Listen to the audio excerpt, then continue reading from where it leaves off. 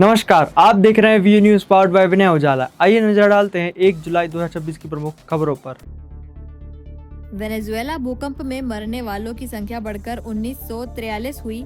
10,000 से ज्यादा घायल, लापता लोगों की तलाश जारी। भारतीय अमेरिकी सांसद खन्ना बोले, 30 साल में सबसे निचले स्तर पर पहुंचे दोनों देशों के संबंध। अमेरिका ईरान जंग के बीच प्रवासी भारतीयों ने भेजे $16 अरब, विदेशी मुद्रा में बड़ा उछाल। डोनाल्ड ट्रंप ने क्रिप्टो कारोबार से कमाए $1.2 अरब, प्रॉपर्टी बिजनेस को पीछे छोड़ा। वेनेजुएला में भारतीय चिकित्सा दल के राहत प्रयासों की सराहना, मंत्री एंड्रिया ने जताया पीएम का आभार। अरुणाचल में बाढ़ का जायजा लेने पहुंचे केंद्रीय मंत्री, हर संभव मदद का भरोसा। आगरा लखनऊ एक्सप्रेसवे पर भीषण सड़क हादसा, बस और कार की टक्कर, 5 लोगों की मौत, कई घायल।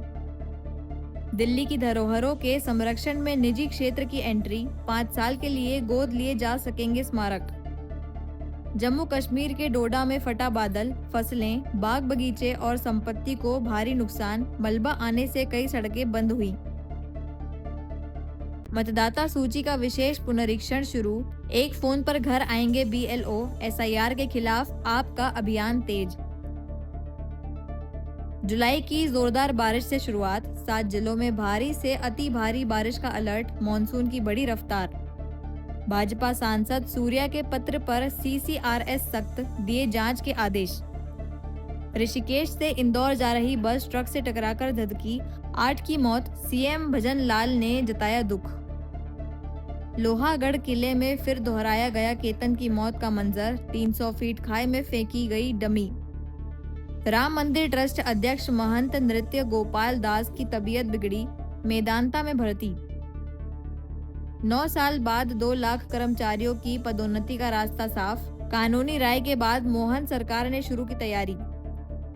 भोपाल में मालती राय ने डॉक्टर श्यामा प्रसाद मुखर्जी पार्क का शुभारंभ कर पौधारोपण किया। भोपाल में शादी का झांसा देकर महिला आरक्षक से दुष्कर्म का केस दर्ज। इंदौर के द्वारकापुरी थाने से आरोपी फरार, पुलिस ने तलाश अभियान तेज किया।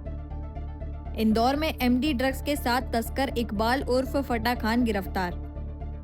मुख्यमंत्री डॉक्टर मोहन यादव ने जल गंगा संवर्धन अभियान के तहत 3.63 लाख जल संरक्षण कार्यों का उल्लेख किया। उन्होंने 252 करोड़ रुपए के विकास कार्यों का लोकार्पण कर हितग्राहियों को लाभ वितरित किया। मुख्यमंत्री डॉक्टर मोहन यादव ने कहा कि जल ही जीवन और प्रकृति का आधार है। उन्होंने बताया कि प्रदेश में 100 दिनों तक चले जल गंगा संवर्धन अभियान के तहत 10,514 करोड़ रुपए की लागत से 3.63 लाख से अधिक जल संरक्षण एवं संवर्धन कार्य किए गए। देश के जल संरक्षण में उत्कृष्ट कार्य करने वाले शीर्ष 10 जिलों में मध्य प्रदेश के 6 जिलों, जिनमें राजगढ़ भी शामिल है, को स्थान मिला है। मुख्यमंत्री ने 252.65 करोड़ रुपए के 31 विकास कार्यों का लोकार्पण और भूमि पूजन किया तथा भैंसवा माता क्षेत्र के विकास के लिए 20 करोड़ रुपए देने की घोषणा की। उन्होंने कहा कि सिंहस्थ 2028 की तैयारियों के साथ प्रदेश में सिंचाई, सड़क, शिक्षा और धार्मिक पर्यटन के क्षेत्र में बड़े पैमाने पर विकास कार्य जारी है। कार्यक्रम में हितग्राहियों को 21.38 करोड़ रुपए से अधिक के हितलाभ भी वितरित किए गए। मंत्री प्रहलाद सिंह पटेल ने जल संरक्षण को जन भागीदारी से आगे बढ़ाने का आह्वान किया। आज 19 मार्च से 30 जून तक लगभग 100 दिन में 10,514 करोड़ की लागत से 3,62,000 से अधिक ये हमारे नदी, तालाब, कुएं, बावड़ी, छोटे कूप, अमृत सरोवर, इन सब का पुनरुद्धार किया। जोरदार अभिनंदन करें इतने बड़े अभियान के लिए। मध्य प्रदेश आज इसमें टॉप में पहुंचा है। मुझे इस बात की प्रसन्नता है। अब तो बरसात का पानी भी छत पे आए तो उसको सहेजने के लिए भी ये अभियान चल रहा है। नालों की सफाई करने का काम भी, नदी के पुनर्जीवन का काम भी और जल संसाधनों को समृद्ध बनाने का काम भी वर्तमान में चल रहा है। इस पूरे ऐतिहासिक अभियान में राजगढ़ ने भी 341 करोड़ 22 लाख से अधिक लागत के आपने विकास के काम भी किए, 30 से ज्यादा। उनका भी लोकार्पण और भूमि पूजन कर भोपाल के शाहपुरा में महापौर मालती राय ने नए पार्क का शुभारंभ किया। पार्क का नाम डॉक्टर श्यामा प्रसाद मुखर्जी के नाम पर रखा जाएगा और नागरिकों को पौधारोपण की अपील की। राजधानी भोपाल के शाहपुरा स्थित गुलमोहर G3 क्षेत्र में नगर निगम द्वारा विकसित किए जा रहे नए पार्क का महापौर मालती राय ने निरीक्षण कर पौधारोपण के साथ शुभारंभ किया। इस दौरान भाजपा पार्षद MIC सदस्य और स्थानीय कार्यकर्ता मौजूद रहे। महापौर ने घोषणा की कि पार्क का नाम डॉक्टर श्यामा प्रसाद मुखर्जी पार्क रखा जाएगा। उन्होंने नागरिकों से जन्मदिन, विवाह वर्षगांठ और अन्य विशेष अवसरों पर पौधे लगाने का आह्वान करते हुए कहा कि हरियाली ही आने वाली पीढ़ियों को स्वच्छ हवा और बेहतर पर्यावरण दे सकती है। पार्क का शीघ्र विकास कर जनता को समर्पित किया जाएगा। शाहपुरा गुलमोहर G3 में ये हमारा पार्क बनना प्रारंभ हुआ है और हम इस पार्क का नाम डॉक्टर श्यामा प्रसाद मुखर्जी के नाम पर इस पार्क का डेवलप करेंगे और व्यवस्थित इस पार्क को हम बनाएंगे। और आज हमारे इस क्षेत्र के रहवासी सम्मान्य राम नारायण जी का जन्मदिन है, उनके पुत्र का जन्मदिन है और इस उपलक्ष्य में आज हमने यहाँ पर वृक्षारोपण करके और इस पार्क का शुभारंभ किया है। निश्चित ही पूरे क्षेत्र की जनता से, भोपाल की जनता से मेरा आग्रह है कि हम भोपाल वासियों को, आगे आने वाली पीढ़ियों को हरियाली दे और हरियाली देने के लिए हम सबको मिलकर एक एक पेड़ अपने परिवार के नाम पर, अपनी माँ के नाम पर, जन्मदिन पर, शादी की वर्षगांठ पर और कोई यदि अन्य ओकेशन है तो उस पर हम अवश्य लगाएं।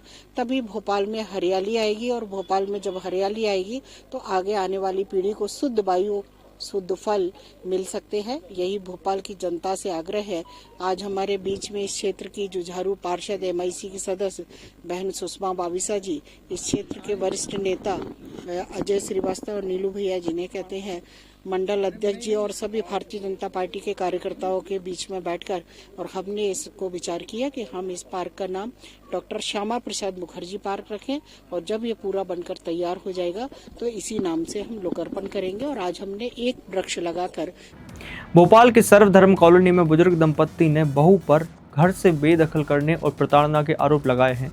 उन्होंने प्रशासन से न्याय और अपने मकान का अधिकार वापस दिलाने की मांग की है। राजधानी भोपाल के कोलार स्थित सर्वधर्म कॉलोनी में रहने वाले बुजुर्ग दंपत्ति अनिल सक्सेना और सुधा सक्सेना ने अपनी बहू पर प्रताड़ना के गंभीर आरोप लगाए हैं। प्रेस वार्ता में उन्होंने कहा कि बहू उन्हें उनके ही 2 मंजिला मकान में बेदखल कर चुकी है और रहने के लिए केवल एक कमरा दिया है। आरोप है कि बहू और उसके परिजन पिछले 3 वर्षों से घर में रह रहे हैं और उनके साथ मारपीट और दुष्व्यवहार करते हैं। दंपत्ति का कहना है कि उन्होंने SDM, कलेक्टर और न्यायालय सहित कई अधिकारियों से शिकायत की, लेकिन घरेलू विवाद बताकर कोई ठोस कार्रवाई नहीं हुई। उन्होंने प्रशासन से न्याय और अपने घर का अधिकार वापस दिलाने की मांग की है। वो कि चलो भाई ठीक है, लड़की पढ़ी लिखी है, लड़का और उनका दोनों का मिलन है, एक दूसरे को चाहते हैं तो हमने शादी कर दी। हमें शुरू में यह बताया गया कि हम पढ़े लिखे हैं और 15,000 20,000 की नौकरी तो ऐसी करेंगे। लड़का हमारा पढ़ा लिखा कम है, वो ये थोड़ा बहुत इलेक्ट्रिक का काम, बोरिंग का काम और आपके रिपेयरिंग मोटर का काम करता है, उसकी इतनी इनकम है नहीं, है ना। अब और अभी इनने मेंटेनेंस के नाम से 16,000 रुपये वहाँ से कोर्ट से आदेश करा लिए। अब 16,000 रुपये लड़का कमा ही नहीं रहा है, उसके पास इतनी अर्निंग नहीं है और हम पेंशनर हैं, कौन देगा उसको 16,000? कहाँ से देंगे? अब या तो जेल होगी या हम लोग अंदर जाएंगे। क्या इसका क्या प्रोसीजर है आगे, कैसा क्या होगा? हमें तो अंदर से बीवी बढ़ जाता है सब सोच के। कब तक हम भागें, कब तक दौड़ें, क्या करें? आप बताइए। आप लोग तो अगर कुछ हमारी मदद, घर खाली कराई, कुछ मदद कर दो आप लोग। तो अब तो हमें जीने की हमारी इच्छा ही खत्म हो गई। हमारा ये 20 किलो वजन कम हो गया, हाथ में हड्डी हो गई। अब हमें काट लिया, थप्पड़ मारा उसकी, क्या बताएं?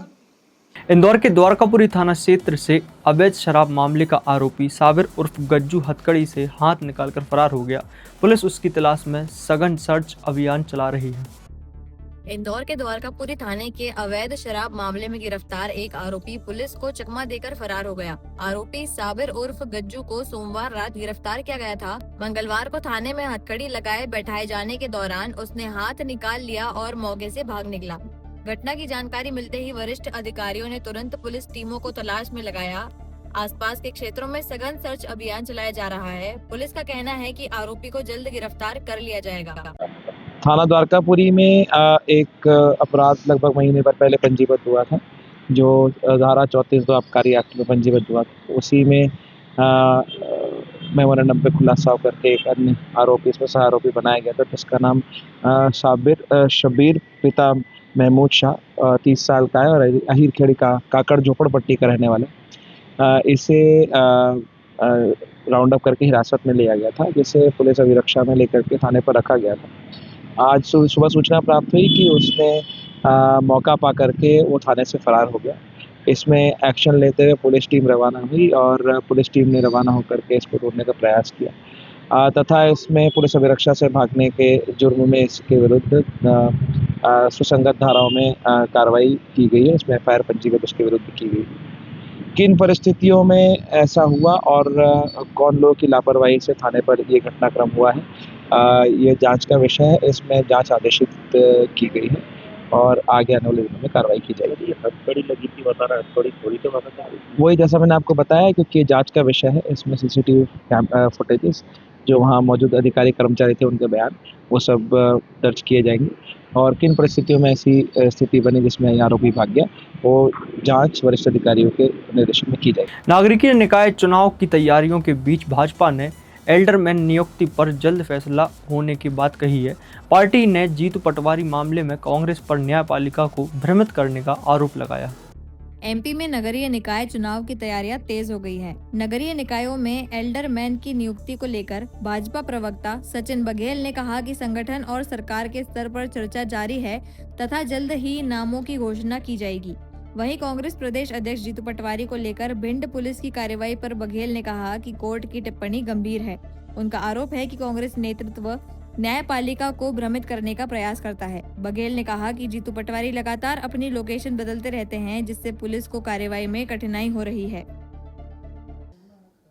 जीतू पटवारी एक पार्टी के अध्यक्ष भी हैं, लेकिन जैसे कि उनकी पार्टी की और उनके पार्टी के मुखियाओं की प्रवृत्ति रही है कि सदैव भ्रमित करते रहना और न्यायपालिका को न मानना, ये उनकी सदैव से पद्धति रही है और इतिहास उसके बारे में गवाह है। कुछ दिन पहले ही आपातकाल को लेकर के जो हमने भारतीय जनता पार्टी ने संविधान हत्या दिवस बनाया था सारा, वो उसी संदर्भ में भी था। तो ये न्यायपालिका को कभी कुछ समझते नहीं और न्याय को भी कभी कुछ समझते नहीं। अपने हिसाब से चलना और अपने हिसाब से चीज़ों को, तंत्र को चलाने की कोशिश करना और संविधान की हत्या करते रहना इनकी प्रवृत्ति के अंदर है सारा। तो इसलिए न्यायपालिका के चूँकि ये प्रदेश के अध्यक्ष हैं तो भ्रमित करना इनके लिए बहुत आसान बात है। पुलिस, चूँकि भिंड पुलिस का मामला है पूरा की पूरा, और भिंड पुलिस को और जो कोर्ट ने भी कहा है इस विषय के ऊपर कि आपको दिख रहे हैं तो कि ये मीडिया में बने रहते हैं, लेकिन यह अपनी जो लोकेशन है वो कभी स्थायी नहीं रखते हैं। ये अपने पूरे प्रदेश भर में इधर उधर घूमते रहते हैं और पुलिस को छकाते रहते हैं। इसके कारण से शायद कोर्ट ने जो है इस प्रकार का वक्तव्य दिया है। तो इसलिए कोर्ट जो है, सरकार इसको लेकर बदले हुए, अगर कोर्ट ने, अगर माननीय न्यायालय ने कोई बात कही है अगर, तो निश्चित रूप से उसको सरकार उसको संज्ञान में लेकर के और प्रशासन जो है उसके ऊपर सख्ती से कार्रवाई करेगा और जीतू पटवारी जो है उनको न्यायालय के समक्ष प्रस्तुत करेगा। ऐसी खास खबरों के लिए बने रही हमारे साथ व्यू न्यूज़ पर, पावर्ड बाय विनय उजाला।